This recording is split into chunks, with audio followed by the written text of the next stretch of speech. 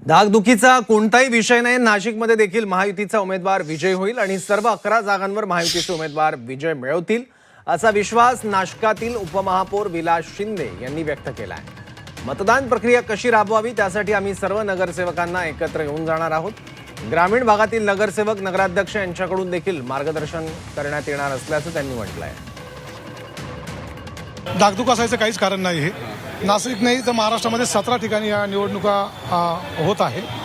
17 पैकी 6 ठिकाणी आमचे महायुतीचे 6 उमेदवार त्या ठिकाणी बिनविरोध निवडून आलेले आहेत आणि उरलेल्या 11 ठिकाणी सुद्धा हे महायुतीचेच उमेदवार त्या ठिकाणी निवडून येणार आहेत। परंतु असं असताना नाशिकच्या जर बाबतीत सांगायचं झालं तर नाशिकची ही जागा शिवसेनेला सुटली असल्या कारणाने या ठिकाणी महायुतीचे शिवसेना, भारतीय जनता पक्ष आणि राष्ट्रवादी पक्षाचे मिळून 550च्या वर त्या ठिकाणी मतदार आहेत। आणि आपण जर बघितलं असेल तर ही सुद्धा निवडणूक बिनविरोध होता राहिलेली आहे आणि पक्ष शिस्तीला, पक्ष आदेशाला मानणारे आम्ही सर्व शिवसैनिक आहोत, सर्व पक्षाचे आम्ही लोकप्रतिनिधी आहोत आणि आजपर्यंत आम्ही काम करत असताना पक्ष शिस्त काय असते आणि पक्षाचं आदेशाचं पालन काय असतं हे आम्हाला नवीन सांगण्याची गरज नाही आहे।